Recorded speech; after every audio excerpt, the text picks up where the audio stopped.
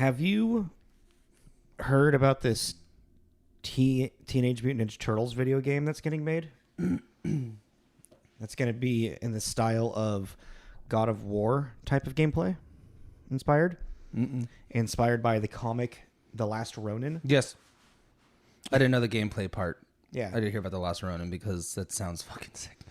You do know the story of it? Well, it's like it's all the other ones are dead. It's only one of them, and it's not like 3/4 of the way through. You figure out which one it is. Because I think it's like at the end of the first volume in the comics, which the comics are really, really recent. The comics came out in because he has like all their weapons, right? Yeah, the comic came out in 2020, and I really want to get it. I was thinking about getting it for us to both be able to read.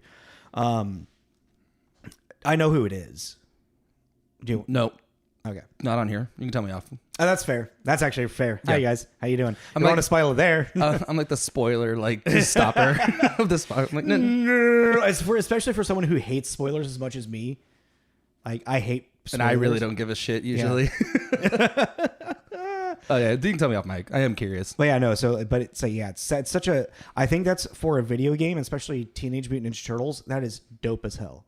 Well, I think it's a good idea too, because it's one of those. We can kind of get into it. It's actually going to kind of tie into this, but like adaptations of properties and stuff. Yeah, but I mean, like it's also like the audience.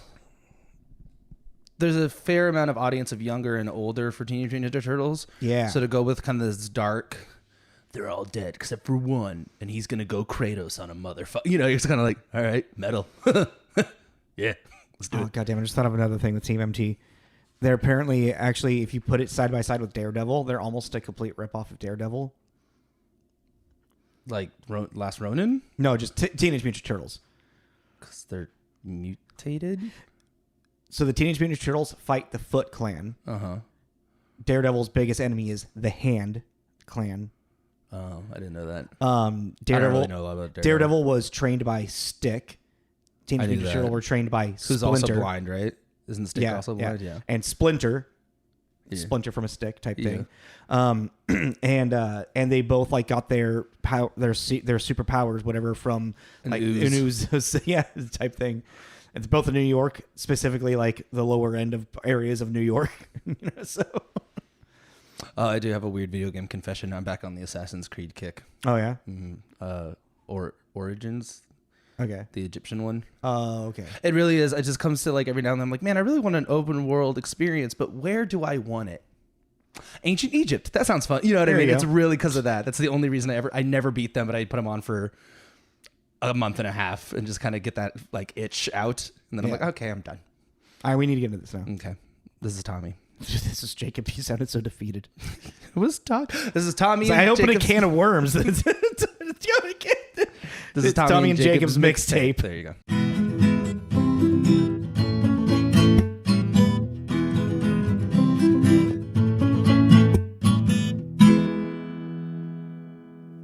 It's me, Mario. Definitely inspired me to play Super Mario Bros. World. Which one? World. Oh, the first one. Oh, the Super Nintendo one? Yeah, Super Nintendo. Yeah. That's the one I had most experience with besides, I guess, Odyssey. Yeah. You beat Odyssey, didn't you? I did. Yeah. I believe I did. Yes, I did. But that was also really short. I guess so. There's a lot of a post game like. Oh, is there? There's a lot. Yeah. Oh, really? Never played. Yeah, no. There's like a lot of like finding like all of the hidden coins, all of the hidden boxes, all the secrets and stuff. Yeah. A lot. There's a lot of post game to that. Yeah, I got through that. I really want them to like do like a full fleshed remake of Super Mario 64 because I think you would really like that one. I played that one. All the way through? No, it was like at a friend's house. We would play. I never had a 64. The camera is really wonky from 64. But hey guys, how's everybody doing? If you couldn't guess, we're doing Super Mario. Super Mario Brothers, not the new Super Mario. No, wait, hold on a second. So coming out this week of this podcast is the Super Mario Brothers movie, the animated one. Yes, with Jack Black, Chris Pratt. I actually don't know who else is in it. Anya Taylor-Joy. Yeah. Oh, right. Yeah. Charlie Day, Seth Rogen. Who's Charlie Day? Charlie Day's Luigi. And then who's Seth Rogen? Toad? Donkey Kong. He's Donkey Kong? Nice. Keegan,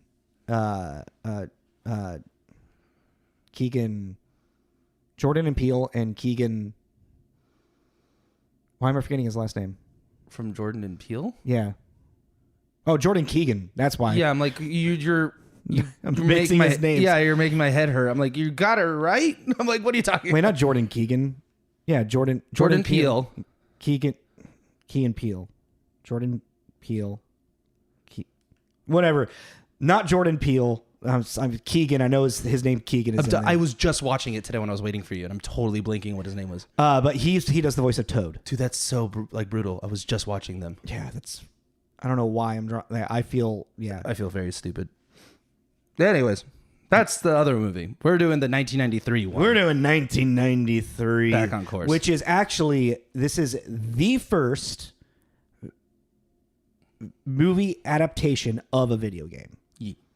Yes. It is. Well, I mean, video games were relatively new around this time still. I mean, about 15 years. If you really want to go with Pong being kind of like the first video game in this late 70s, and this is 1993. But with the popularity of Nintendo, the entertainment system, or the Famicom, wherever region you're in, there was a very popular game called Super Mario Brothers, created by, forgetting his full name, Shigeru Miyamoto, who is also responsible for a lot of other stuff. I don't know why I'm saying it so weird. Yeah, you're also staring at me very strangely. Your weird energy is seeping over here. So yeah, Super Mario Brothers was originally the character Mario was created for the game Donkey Kong. So Miyamoto created this game called Donkey Kong, where there was a little character wearing overalls, and he jumped around and jumped over barrels, and his name was Jumpman, who eventually turned into Mario. That's fun. I didn't know that. Yeah. I mean, I knew that Mario started in Donkey Kong. Yeah, I knew that. But you didn't know that his name was Jumpman originally? I didn't know that. His name was originally Jumpman, and Miyamoto, from this little character, he's like, I want to create a game with him about this plumber. Yeah. And apparently the name Mario comes from some landlord of a storage unit here in Seattle. I read something. This might be like Snapple fact type thing, but they had a bunch of people working in a Seattle-based here and for Super Mario Brothers in the 80s, and it's not crazy because Kirby's based off of a lawyer. Yeah. And just the name. Yeah, the name inspired. Yeah, and this landlord, they were working out of this warehouse, and this landlord came in and was demanding they pay their money because apparently he thought they were late on their rent, and this guy's name was Mario. Mm-hmm. They're like, well, just name him after this asshole. Yeah, so if he doesn't want to be famous, I'll make him infamous. Miyamoto, for doing Donkey Kong, he also creator of Zelda, Star Fox. Oh, that would be cool. F-Zero. I want a new Star Fox game. That would be cool. Star Fox was fun. Pikmin. He also was... There is a new Pikmin. He was also the mentor for... I can't remember his name, but the guy that created Pokemon. I don't remember. Yeah. Game Freak. Hey. But yeah, no, Shigeru Miyamoto definitely needs to be brought up just because of the importance of that he's had for video games. And also this movie wouldn't exist if he didn't create Mario. Yeah. Created by. Real quick.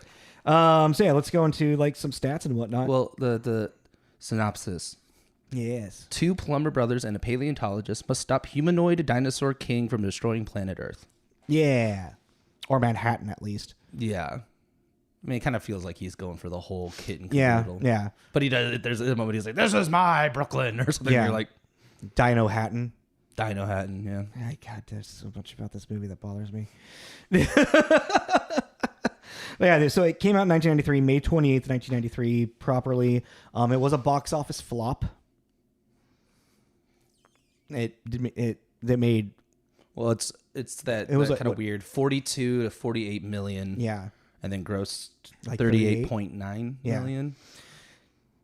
But when you also look at this movie, you're like, just sets and costumes and props alone, you're like, that's a hefty price tag. Oh, yeah. There's just it's a lot. And, well, dude, I really got it, the creative, the art department, the production department, all of the, set stuff. They liked spikes. Everything had spikes on them. Yeah, well, I think that was just because of the castles and the Koopas. Thinking about Koopa himself, Bowser has spikes on his shell. But that made me think of all like the castles, and you have to like spikes are a huge. I see what you mean. I see what you're saying with that. I never got that because I never looked at this design and thought, oh, that's castle-like, because it's so steampunkish. Well, but then what made me think of is when they start shooting them with the fireball guns. And like that's very, and that's at the fight, the finale. And I'm like, this is very like we're in the castle. Yeah. Fireballs. Yeah. I thought that was, that was their like how Mario gets his flower power. Shit. Yeah. I was like, I didn't even think about that. Yeah, no, that's exactly where it was. That's exactly what it is. That's funny. Yeah, no, there's also just fireballs everywhere in Super Mario World anyway.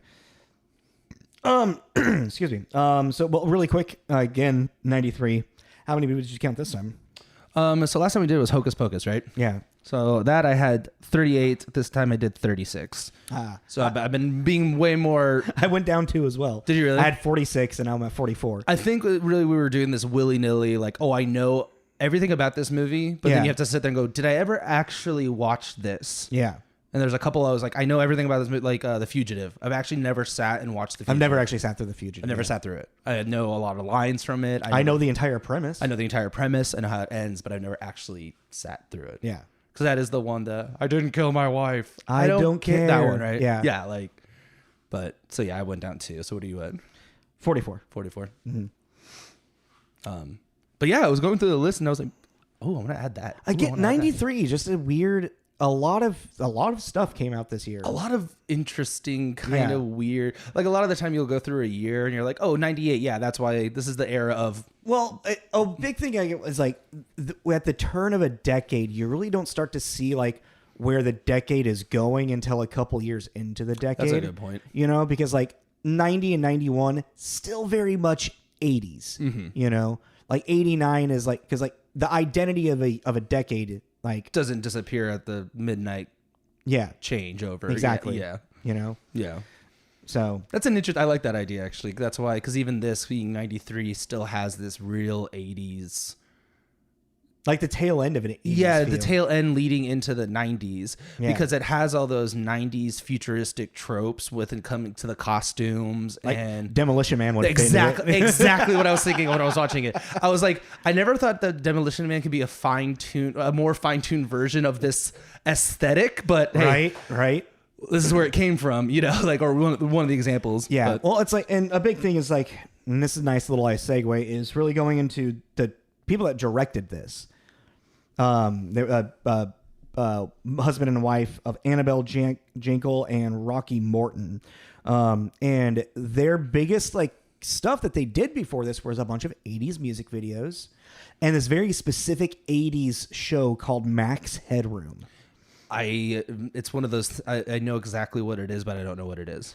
It's one of those things, if you look up Max Headroom and you see like the image of like the main character, you're like, I have seen that image in pop culture before. He's Back to the Future. Exactly. Mm-hmm. But it's like, you never really are people our age. Like some people maybe closer to my age would be like, yeah, I kind of remember Max Headroom, but like, I don't really remember I remember seeing it on television, but I don't remember it. What if I remember correctly? I could be totally off because I'm again just going off memory of it. It's like a talking head show, but a very stylized. Yeah, very glitchy.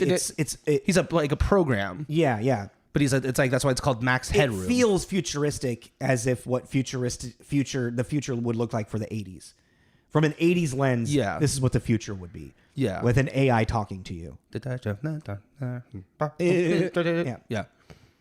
And he like had that great fake like rubber hair and the really stylized jaw and the sunglasses. That was all done, I want to say CG, like post like. Really, it looks like prosthetic to me. I mean, it's probably a little bit of prosthetic, but then they I think there was probably maybe just a bunch of gel in his hair, you know. I know I've never actually seen a picture of what he looks like without the 80s filter on it. Yeah. Without the yeah. That'd be kind of a fun little dive to do. But like it's interesting this movie has a huge production history, like production nightmare history. Did you read all about it? I went through it, but I started getting confused about things. So I'm just going to say who the credited writers are. Okay. And then I'm going to go through the Wikipedia list and see if I can just pinpoint every single one of them. So the credited writers are Parker Bennett, Terry Runty, and Ed Solomon. Parker Bennett and Terry Runty, I didn't really see much. They worked together. They worked together on a lot of stuff. Ed Sullivan, he wrote Bill and Ted's Excellent Adventure, Men in Black, the story of it at least, or part of it. Like, he actually has like some writing credits. Charlie's Angels, Yeah. screenplay. Now You See Me, so pretty. Yeah. He was like, he's kind of like one of the more, like, for the credited writers, one of the most notable for stuff that he's done. And he left the project because they were taking too much liberties with his script. He's like, if you guys are just going to... If you're going to do your own thing, do your own thing. Yeah. Which then they brought back on Parker Bennett and Terry Runty, who had already been relieved of duties. All right. So let's see if I can find this all the way through here. Because it was like 9 different fucking writers. And that's why it feels like this. So first of all, like, where's his name? Hoffy. It's produced by, there we go, Roland Hoffy, who is a British producer. He got the rights for this from Nintendo, and he felt like he thought he was gonna. They gave him too much creative control, essentially. Mm-hmm. So then he kind of hired this guy. He kind of like created an idea of what he wanted a script to be, and then an Oscar-winning screenwriter, Barry Morrow, who wrote Rain Man. Mm-hmm. Was the first one to write the first screenplay. So Barry Morrow, which then it went to Jim Genuine and Tom S. Parker, and then they wanted to turn it into kind of more of like a fantastical journey, like The Wizard of Oz. Okay. Which I see that elements in this. That kind of makes more sense to me than Then Greg B. Oh no, that was to direct. Oh no, and then they had a bunch of directors. They wanted Harold Ramis to direct this. He said no. There was a couple others that I saw that. Then finally, after like a little bit, they bring in Parker Bennett and Terry Runt to write another screenplay because they were like, ooh, Max Headroom, like literally Max Headroom. Like I like that's kind of what we're looking for. Yeah. Which I was like, okay, this is Super Mario Brothers. Like, I don't see how these are connecting. Mm-hmm. Then they bring in Ed Solomon because their script was a lot more like slapsticky and like just a bunch of jokes. And I believe they were brought on right around the time that Disney kind of bought the rights to distribute this. Yeah. And so then they were like, okay, well now it's getting too slapsticky and quirky and whatnot. So they bring in Ed Solomon to kind of like reel it all in and make something coherent. And then, like I said, so he's on set while they're starting to film it, and he's just not happy. He's like, okay, I'm going to leave. Parker Bennett and Terry Runty were just uninvited, just were like on a road trip, like, let's go see how the movie's doing. And they show up and they're like, help us be writers again. They're like, okay. So yeah, like, and then this movie also like, we'll get into the actors, but Dennis Hopper, he was only supposed to be filming for 5 weeks and extended to 17. Is that why he feels really checked out a lot of the movie? Yeah. He feels really checked out a lot of the movie. Yeah. But yeah, the writers, it's just a crazy writing story for this. And just like the whole thing of like how it just like, also I kept reading stories about how the directors, they would never communicate, like husband and wife. So one person would make this big choice and the other one would be like, what are you doing? No, we didn't agree on that. And they're like, well, they told us to set this up. So it's like Bob Hoskins was just like, this was one of the biggest nightmares of my life. Like, I regret doing this movie 100%. Because of the way the couple wouldn't communicate? Everything. Like, it was like the filming just took, like, it went way over time, way over budget. He was like, him and John Leguizamo were just sorry, I really need chapstick. God damn it, I forgot. We're drinking, but we'd get drunk before we like filming and drink in between takes and shit. I thought you were gonna break my heart and say they hated each other. No. Like, no, they were just like, this is a joke. And this is like John's like big breakout role too. That's awesome. Well, because also I was trying to find it, but apparently they're not together anymore. The directors? Mm-hmm. This may have been the reason. I couldn't find when they actually separated, but just on a bunch of their pages is like, used to be spouse of so and so, and I'm like, okay, so it sounds like they're not together anymore. Yeah. And it's weird production history, which IKEA starts furniture and directing a movie. Definitely put your relationship together. Yeah. This, which definitely starts to explain why this movie became what it was. But this movie also has because of the effects that they were doing in this changed the movie industry into using the programs that were used in this movie. Mm-hmm. When you look at it aesthetically, this movie actually isn't bad. It looks like a very the world is complete, but the script and the execution of the story break everything apart. And it's dated like a 20-year-old movie you'd expect it to be. Yeah. At the end of the day, it's just so funny. Some movies too. We always go to Who Framed Roger Rabbit, and you're like, God, I always forget how fucking old that movie is because it doesn't look like this. But also, that's one of those things. And then I bring up, it's that's also because it's a time piece. It's a time period piece.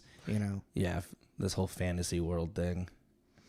The steampunk world doesn't fit. But really, it's more like cyberpunk. Yeah. Thank you. Yeah. But really quick, let's finish off the starring and whatnot, and then get into the reviews. So we already brought up Bob Hoskins plays Mario. Who Framed Roger Rabbit. Who Framed Roger Rabbit. He's in Hook. Unleashed is another movie that I really recognize him from. Enemy at the Gates came up again. Again, I don't remember that ever once. It's a World War II sniper movie. I think it's the Russian sniper fighting the Germans. So they're both top of their field killing wise. That's right. Yeah. And it's like a game of cat and mouse between the two of them. There's an enemy at the gates. It's cool. What's the general's name in The Rock? Oh, dude, I don't remember characters' names. No, the actor. He's got really Ed Harris? Yeah, Ed Harris is the SS sniper. Oh, okay. Yeah, and he's really, it's fucking Ed Harris. Bob Hoskins unfortunately passed away in 2014. I did not know that. Yeah, I remember. It was kind of a sudden heart attack type thing. Sad. And then we got playing Luigi, John I just said it. Leguizamo. Leguizamo. I looked up the IPA of it and everything. Leguizamo. Yeah, it's Guizamo. We have a really hard time with that. No, Leguizamo. Okay. John Leguizamo. Romeo and Juliet. Just say it multiple times. Yeah, Romeo plus Juliet. Spawn, which it's great that he's in Spawn. Also, I didn't realize that he's played two kind of shorter characters. Moulin Rouge. Oh yeah. God, Spawn. I mean, he in Spawn actually kind of saves that movie just because his makeup and his performance is fantastic. He's unrecognizable unless you really know his voice. Yeah, but his whole he's awesome. I remember him just eating the maggots. It's the most and he's really sexual. Well, yeah, but I guess clown is supposed to be really perverted and gross. Yeah, but he just does it. I mean, he's in that movie, he is the most honest take of the Violator. Yeah, yeah, and really out of from the comic to that movie, they actually kept true to that character. Yeah, the only thing that ever bugged me about the design was that the clown was obese, but he was also like Nordic, thick. He looked like he could pick up a truck, and that he just was kind of roly poly, Looked like he came rolled out of a circus. Yeah. Yeah, but I mean, he was the closest thing to Spawn that the Spawn movie has. Yeah. Character wise. And then really quick, Samantha Mathis, playing Daisy, not Peach. She's not Peach. Yeah, that was confusing to me for a second. You know who Daisy is originally? If I remember correctly? She's from a different kingdom. Daisy is who Jumpman is trying to save in Donkey Kong. That's where Daisy originated. Yeah, because Princess Peach is Mushroom Kingdom. Wait, I might be wrong on that. Starpalooza Kingdom or something like that? I looked it up. She was introduced in 1989. Okay, yeah, no, I'm totally wrong on that. No, I'm just... Oh, God. Hold on a second. It doesn't matter, but I want to know it. Mario nerds, get them. No, not Donkey Kong Country. Oh, all right. Oh, God, it's close. Oh, I'm so close. Oh, that was weird. Pauline, that's her name in Donkey Kong. Anywho. Okay. Moving forward. Samantha Mathis, we did. In The Punisher. Yeah. Just pretty recently, actually. Yeah. Yeah. Not that long ago. And then, yes, Dennis Hopper. Yeah, he's so checked out in this movie. Well, I didn't realize that. I totally forgot that both John and Dennis were Yep. in Land of the Dead together. I haven't seen Land of the Dead. Right? You never, because there's Dawn of the Dead, Yeah. the remake. Mm-hmm. That's in the mall. Yeah. And then Land of the Dead, they start like becoming Yeah, okay. So I never saw that one. They're both in Land of the Dead. I didn't know that. Yeah. Dennis Hopper, I think probably most recognizable probably for like Waterworld or Speed. Blue Velvet for people that are, David Lynch fans. I didn't know breakout role was Rebel Without a Cause. It was like his first movie, which I didn't know. And then he started he kind of did his like own film, like started doing his own films for a little bit. And Easy Rider is kind of like his claim to fame as like just a film guy. Well, then he became like the bad guy of the 90s. Yeah. He kind Speed, of Waterworld. This. Yeah. He kind of just fell into this. Blue Velvet, if I remember correctly, as well. He's the bad guy in that. I can't remember Blue Velvet, let alone it's like I didn't know he passed away either. 2010. Yeah, but he was also kind of like he was older. He was like 72 or something like that. I was just like, oh shit. Do you have any honorable mentions of other characters? Oh, I did. I did want to say that Samantha Mathis is in Ferngully. Is she? Is she the voice? Yeah. Crystal or Krista? Krista. I would have said that her name was Ferngully. No, that's where they are. I know. Fiona Shaw, who's like I don't know off the top of my head, Harry Potter as Mrs. Yeah. Dursley. There's a couple of just recognizable faces in this movie, like the people that play Iggy and Ziggy or whatever. Iggy and Spike. Yeah. I never realized that Fiona she reminds me a lot of Glenn Close. I could see that, yeah. Especially in this. I think it might have been the outfits because it had and the hair had like a Cruella DeVille kind of vibe. But I was looking at her, I was like, I never really realized you look a lot like you and Glenn Close are very similar, kind of a very angular, like facial expressions. But yeah, Fisher Stevens, who's Iggy. Short Circuit. Yeah. I didn't put his name down, but the guy that plays the officer is kind of like pops up all over the place and stuff. Oh, yeah. He's the one that actually ends up finding the crystal and giving it to the boss. Which you're like, huh. Okay. And Richard Edison, which I only Ferris Bueller. Yeah. As the Joyride. Yeah. What is it when you take someone's car? Joyride? No, valet. Oh, valet. Yeah. Like, what is the actual job they're supposed to be doing? Yeah. Not Grand Theft Auto. Yeah. Is that everybody? Yeah, right. There's probably more, but like I was gonna say the actor that played Toad, but he was a musician. Yeah. They wanted Tom Waits. And they probably showed him the design of the Tom Waits probably just saw Super Mario Brothers movie. He was like, fuck that. Yeah. At the office. Fuck. All right, where are we? Oh yeah, so with reviews, I forgot to do it. I kind of like doing this actually before the reviews. Now that I think about it, IMDb score and all that stuff. So the IMDb score is 4.1, and then the Rotten Tomatoes was equal. It was 29 tomato meter and 29 audience score. Okay. So oddly, this movie has a little bit higher rating in general than last week's Dungeons and Dragons, which I don't know how I feel about. I don't know what's worse. This has a little bit more merit to me. Both bad. Yeah. Okay. Let's go to your reviews. All right. So on Metacritic, there are 3 positive, 8 mixed, and 12 negative. For the positive, with an 80 out of 100, Hal Hinson at the Washington Post wrote, "Who would have thought that Super Mario Bros., the movie based on the popular video game, could be such a treat? There are some, I'm sure, who saw the end of civilization here, but relax. This movie, which was directed by music whiz kids Morton and Jankel, is sweet and funny and full of bright invention. In short, it's a blast." Okay. I didn't think there would be anything that positive. Well, I was reading that one because it's like I do because I'm because we already kind of got it with the new one, the End of Civilization here. Yeah, the new one coming out. Everyone's like freaking out about stuff about it, and it's not even out yet. But it's also like it always goes into that kind of argument I have about just such a thing with not superhero video game movies. Is like if you take the trademark property. I knew you were going to say this. Am I wrong? Am I wrong? It's just a weird way of looking at it. Yeah, but it's just like, I don't know, with this podcast, you kind of, that's what we do. We look at it and go, okay, what can you bring out of this? And it's just sometimes the name of trademark name can bring such a idea to people's minds of what they're going to get. Yeah, because that's what you that's I know, what but we've learned, like at this point, we've learned that's like very rarely the case.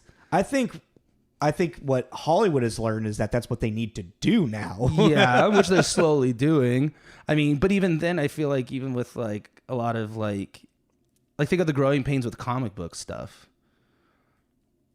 Say that again. Like the growing pains of the Hollywood went through adapting like comic books and everything like that too. It's like, yeah, we're just going through this very slow growing pain because even then it's like, I remember the first time I saw V for Vendetta. Yeah. And I was like, holy shit. Like this is like. what it is we have now a generation of people that like saw these things getting made and they're like, that was nothing like what it was supposed to be. And now they can make it and they're like, okay, this, fuck you guys, like. But it's like, but for this movie, it's like if like going to your things, if we take the Super Mario Brothers name out of it, we just have a bad cyberpunk movie. Totally, but also I think at this point too, and also like what's also weird about this, like this is one of those things where it's like you take Super Mario Brothers out of this and it's its own movie, but there's like this just is not Super Mario Brothers. It's like how we were trying to talk about with Blade. You take Blade, or I think Blade was one of them. But if you take, maybe it was I know we're recorded and we can find it. You're saying you take Blade out of this and you just have this really cool like. I think it was Morbius. Maybe it was Morbius, but I was like, but my thing was like, okay, yeah, you can take said character out of this thing and be the thing, but can you take that thing out of that character? Okay, well here, because like Super Mario Brothers, you take the cyberpunk shit out of that, it's already gone. It's not there. Okay. Well then, okay, you're more versed on Mario than I am. Yeah.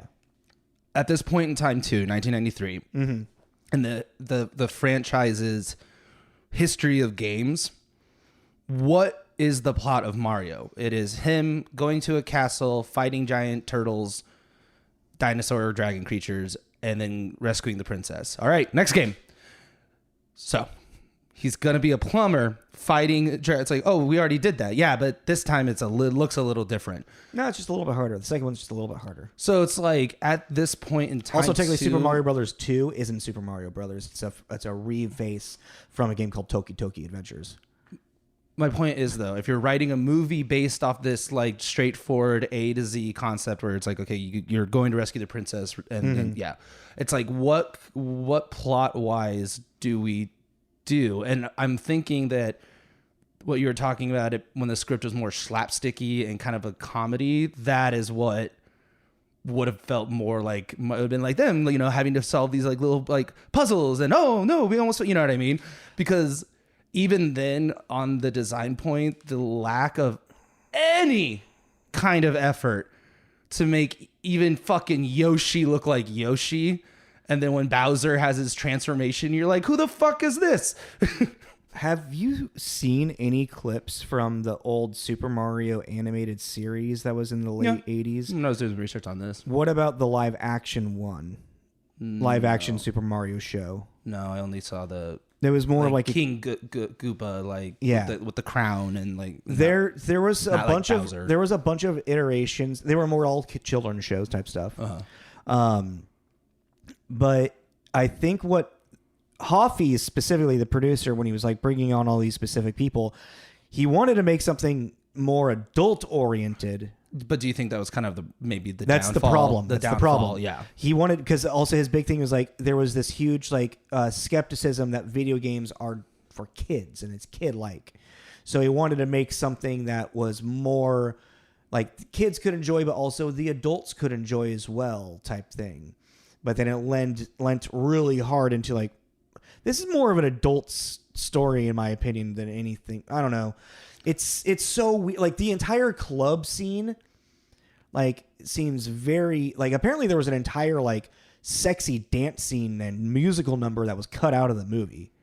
Besides their like his seductive trying to get the necklace off thing. Yeah, like legit, like Iggy and Spike have an entire rap where the sexy dino dancers do weird stuff. Oh my god, we could have had another ninja rap. Yes, we could have. Apparently, it's on the Blu-ray that I didn't know existed. Go ninja, go ninja, go ninja, go. It was probably nowhere near as good as the ninja rap. And to say that the ninja rap is good is a lot. Like, Okay.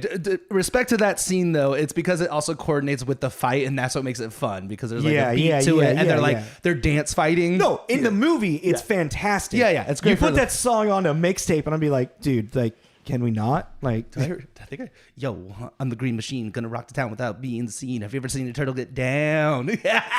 nice. Oh, that was a deep recess. Glad we're not monetized.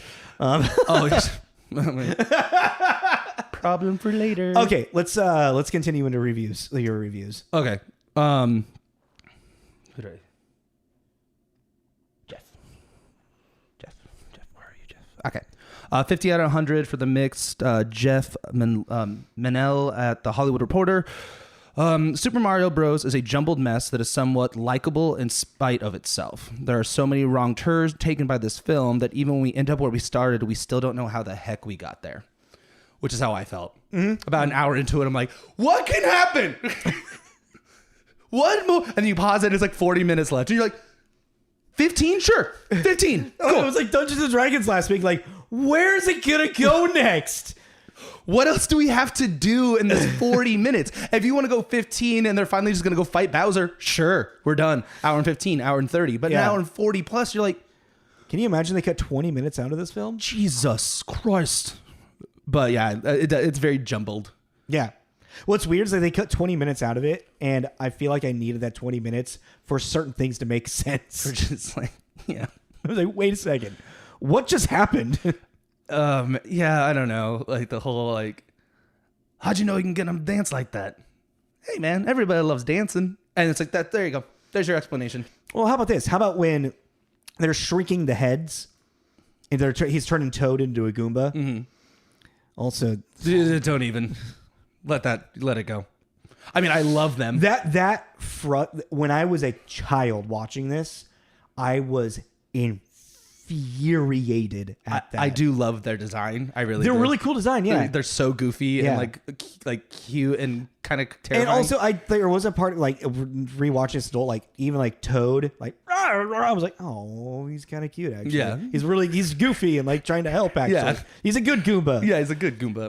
God, fucking damn it! But turns Toad to Goomba, and then you're learning about the whole like de-evolution thing. All of a sudden, there's slime on the ground, like melted chocolate ice cream or something, and it escalates to them pushing Bowser, and he just casually, oh no, I'm stuck now, and just like, it's just like the incontinuity of that entire moment. I was just like, what the fuck did I rewound it because like, did I miss something? Did I close my eyes for a second too long? Or it's even the whole thing when he turns his cousins intelligent. Yeah. And they have this whole like, oh, we are smart now. Yeah. And then they're in the desert and they can't figure out how to drive a car. You're like, and they go careening off a cliff. You're like, I thought you were intelligent now. Yeah, I thought we were supposed to be like smart. Did you see their post-credit scene? There's a post-credit scene with them. No, I turned this shit off. I don't know why had a memory of them there being a post-credit. You had deep down there, you're like, there's something coming. I was like, I think I read something about like nobody knows about the post-credit scene of Super Mario Bros. It's these game developers and they're like interviewing somebody, and it's like them, but it looks like they're going to possibly be interviewing like Mario and Luigi about a game, and it cuts to Spike and Iggy, and they start like backing back and like about a name for a video game, and they're like this, and they're like, what about the Super Koopa cousins? Cut to black. It would have been really funny if there was some like deep thing and it was called Bowser's Fury. It was like this weird prediction about the future game. Like, okay. Negative 25 out of 100. Stephen Hunter at the Baltimore Sun. Super Mario Bros. Ain't no game, but it ain't no movie either. The huge, busy, empty, uninvolving mess is marooned halfway between narrative and spectacle, neither fully one nor the other. Yeah. Well, I think the spectacle does kind of save it. What's really interesting is like I feel like the special effects and makeup in this are pretty solid for 1993. Like Yoshi's pretty impressive for being an animatronic puppet. Yeah, I've said this. Yoshi just doesn't look like the Yoshi that I want. Well, because I don't know. Because I mean, it's like I know Yoshi is like part of this lizard, dinosaur, dragon kingdom thing, but he didn't look characterized enough to be like, because Yoshi like has a personality. Yeah, exactly. And he did obviously, but he had more of like a personality of like a puppy. Mm-hmm. But I felt like Yoshi was like weirdly weird to say, a little deeper than that. Yeah, the biggest thing is like when I kind of really thought about this, like, and that's like with the cyberpunk thing, is they took this property that is very like bubbly and just, I mean, it cartoonish, you know, the Mushroom Kingdom, and you know, and they turned it into they took it, they made it too real. Too literal. They Dark Knight'd it before the Dark Knight even was around. You know? Like they made it too fucking deep in an idea of lore that they also kind of created. Like they took inspiration from Super Mario World about Mario going to Dino Land, because that's the whole like Bowser's taking over Dino Land. In Super Mario World. They're like, okay, so then how do we make Dino Land kind of like our thing? And like, what if Bowser like wanted to, you know, take over Manhattan, and like he just had this like fake idea of Manhattan, so he creates his version from the Mushroom Kingdom into Dino Manhattan, and like it's like you're adding onions into a cake. You're putting too much stuff that doesn't need to be in something that's already good. Yeah, I mean the whole, what is it? Not intelligent, the fungus being like this the omniscient king transformed. Yeah, it's like the king is reaching, like now is like trying to help the like handing them presents to help with their battle. But I think also something kind of going into what you said too is the look of this movie. It doesn't look like Mushroom Kingdom, this bubbly, happy place, has been taken over. This looks like it's always been a desolate, like, wasteland. Mm-hmm. And that's, like, weird, too, because Mushroom Kingdom is not. It's bright and it's colorful. Yeah, exactly. And, yeah, there are threats everywhere that you're running around, but it's still, like, you know, so... And that was kind of weird, because it's, like... It felt like Waterworld, especially with him in it. Yeah. But, like, Desert World. Isn't it so weird how these characters feel so similar? Yeah, I just also think that was like his thumbprint. He was a very like, just like how he's gonna be the bad guy. Yeah, the way he was the bad guy was like kind of like, I think like a formula he followed, because he's always kind of, when he's a bad guy, he's always that kind of. Yeah, but like going back to like that's one of my biggest like complaints for just like where they took this movie is like this isn't Mario. This isn't Mushroom Kingdom. You know, like Bob Hoskins, I think was a great casting for Mario. Well, and he's got a great voice. Yeah, and he's got a great like way about him, and the whole idea of them being like New York plumbers that like somehow like fall, you know, through a piping system, find an alternate dimension. It's like, okay, cool. Yeah, like we have this like fun idea of like Wizard of Oz, you know, beats Mario. Yeah, but then it turns into whatever the fuck we just watched. Like I wrote down after watching it, I was the story feels like a Mad Lib fill-in. That's a good way to put it. Like it literally just like someone had like the structure of a very basic story about a cyberpunk movie, and they're just like, and blah, blah, and then it was like, and it's Mario and Luigi, and you know, like, I mean, the Wizard of Oz thing is pretty much hitting the nail on the head, because going down the yellow brick road. Yeah. What does Mario do a lot? run down mushrooms. A lot of runs down the yellow brick roads, and the look of Wizard of Oz. That's what I mean by it too. It's like there are moments in Wizard of Oz that are very bright and very colorful, but there is always a danger around the corner, and that's the Wicked Witch. Yep. And her monkeys, and then the trees that are going to grab you. You know what I mean? Yeah. So it's like, actually, they should have really leaned into the like, well, let's, and even then I wouldn't be angry about it. Like if it was, we were having a conversation about like in this parallel universe where it's like, we watch it and we go, do you realize that this was just like a 90s version of Wizard of Oz, but with Mario characters? Yeah. I would have been like, yeah, but it worked. You know what I mean? Making it actually maybe like all of like Mario's dream or something. Like not any like Wizard of Oz, you mean, but like just like that journey into a fantastical world. Yeah. The falling down the rabbit hole, you know, kind of thing. Alice in Wonderland. Yeah. Anything where you can imagine doing psychedelics with, you can throw Mario in there. Hey, giant lizard creatures. Yeah. So like it's just it's like really it's like because the special effects are actually pretty. The practical effects and special effects are pretty solid. That's what I was gonna say too. It's like, and it's I'm a big proprietor in actual like animatronics and makeup over CG or anything like that. I always just like to see because it's always fun to look at him because even like Yoshi, the way he moved. No, yeah, apparently the guy that did that worked on Jurassic Park. And the people that did Jurassic Park, they came on to set and like were watching him like do the Yoshi, and they almost rehired him to just run everything for Jurassic Park 2, Lost World. You mean he just went to the set and stole a baby velociraptor? It's like, look what I made. Don't look too closely at it. It might seem familiar. Made in Spielberg's backyard. It just on the foot. It's just like Andy. It says Steven. Yeah. But yeah, like really, this movie's greatest downfall is its incoherent script. It's forced narrative. Like everything about this movie, in a narrative sense, feels forced. Even like the woman that Mario starts dancing with, how she keeps reappearing as like this Deus Ex Machina. Oh, Big Bertha. Yeah. And like the bouncer at the club. Yeah, and like I feel like there's the way that they created these ideas from the Mario universe and found a way to make them be like, so like the fireball is the guns, the Goombas are weird tall henchmen for Koopa, which is just double jump or hover boots. Yeah, they're I forget what they were called. Or that'd be the cape because they kind of fly. No, that was essentially the idea of like Mario, because Mario can jump high, super jump. Okay. But then they were used by like everyone. Yeah, they were like special boots that like had a hydro thing. They used a bullet bill like canister to do. Yeah. There was a bomb. Oh, I didn't catch that. That was a bullet bill. Bullet bill. Yeah, I didn't catch that. Okay, I was wondering when we were going to see. Oh, they were called thwompers. I want to say thwompers. Which the thwomper is actually that's the guy that falls down on you. That like sees you, like the big cube. Mm-hmm. Oh. Yeah, that's thwomp.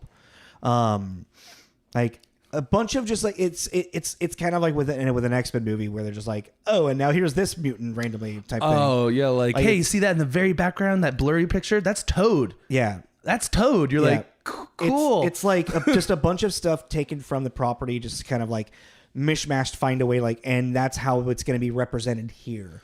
And it's just so forced into it, and then a forced narrative, and then Dennis Hopper literally just going through the motions. Like, this movie just kind of falls flat. You know what I like about mud? It's dirty and clean all at the same time. Why'd you say that like Sling Blade from Billy Bob Thornton? Because I can't do it. I can't do Dennis. So you go to Billy Bob Thornton Sling Blade? It's either that or Matthew McConaughey. Actually, that would have been better. Matthew McConaughey would have been so much better. Because like them French guy daters. Because that's like that's like some of that weird shit he would say in True Detective. That's what I like about mud. It's dirty, it's clean and dirty all at the same time. All right. Yeah. Any weird ass line from a movie you can say with Matthew McConaughey and it will work. I really don't have much more else to really say about this. Like, it's you can't stream it anywhere. Like, I had to buy the DVD. Mm-hmm. We'll shirt it. I am actually kind of sad that it's not anywhere to stream, because I feel like there is a generation of people that would enjoy this for just it has cult status. Like there is a cult following of people that really that like this movie for this ridiculousness. I mean, that's like it's kind of like with Dungeons and Dragons. You were gonna say sorry. Oh no, Fallon was having a great time watching it. She watched it when she was younger, and she was even laughing at how stupid it was, but she had a real fun time. Just fair, yeah. Like her favorite scene is when John or Luigi makes them all dance. Yeah, she was dying, and I'm like, I'm glad you're like, but I'm not getting the joke. Like, but yeah, she's like, she loves it. I think this movie formed my pretentious mind as a child of like, this is not the property that I wanted. This is not what you promised me. What was mine? It's kind of a fun little conversation because you tight. Oh, Aragon, the Inheritance. Yeah, okay, franchise. That's fair. That was also, I was like kind of fine with it until I realized they were trying to like kind of splice the 2 first books into one. Oh, weird. And you're like missing actual beats that the characters need to go through to get to the next book. Oh, kind of like Queen of the Damned, how they did the vampire-less. Yeah, that one. I hated that one. I loved the music for that movie. But yeah, this was definitely because like in '93. Yeah, that was my post. I was like 7, probably 8 when I watched this movie, and just I was an infuriated adolescent. I have no memory of ever watching this before. Really? Mm-hmm. Nothing seemed familiar. I mean, images as them as like Mario and shit. I mean, I do like how they like would change outfits really quickly while being chased through the city, but they would just like kind of come out and they would be wearing. Yeah, though the weird incontinuities, it's just so weird. And then like plot lines are rushed, and then it's all around a weird ride. I'm glad that Luigi and Daisy actually went on a date before they like randomly fell in love. Oh yeah, they actually had a date. Oh yeah, they're forced like. Also, like, she's in the middle of a dig site somewhere, and then somehow is randomly in the middle of Manhattan. Like what is? Where is she digging this from? Isn't that a joke about the tubes? I thought that would be the joke about the tunnels and tubes. Yeah, I guess. I don't know. That was kind of how I was like, oh yeah, they're going through the tunnel. I'll just eat the carrot. All right. What are we at? We should probably wrap up. We're at like 52. All right. You start. How many carrots out of 5? I say this is like a 2 again. Yeah. Yeah. I weirdly enjoyed Dungeons and Dragons more for some reason. I kind of enjoyed them both the same, honestly. Because like I think Dungeons and Dragons is hard to watch because I mean, yeah, the narrative is meh, but then like the CGI just like really, really, really throws it off. Yeah, but I didn't get checked out. Towards the end of this, I had that moment of like, what else is going on? Yeah. I mean, I saw that with Dungeons and Dragons, but I didn't have that. Like, I need to pause it and see. But I feel like the special effects and everything for this save it. But this has kind of more of a checkout storyline. Like it's kind of like give a little one, take a little less. You know, it's like but like if you're redistributing like attribute points, like it's still a 2, but like some things are just a little bit higher. Yeah, if you actually had the breakdown. It's like, okay, this gets that, this gets that. That'd be kind of fun to figure out how to do actually, just for shits and giggles. I mean, I actually already have like a thing to break it down on. It's Aristotle's 6 elements of drama. No, we've talked about that. Yeah. So, I mean, that would be our point system type thing. But yeah, I would say 2 out of 5. Yeah, 2 out of 5. 2 out of 5 carrots. There's a lot of carrots to eat in this. Yeah. You just kind of have to go, okay. All right, so we're going to finalize what we're doing next week. We have an idea, but we kind of talked about it briefly. Ideas. Excuse me. Yeah. I need to get some allergy pills. All right, cool. So yes, like, subscribe, follow, all that fun stuff. Please rate. Please tell your friends.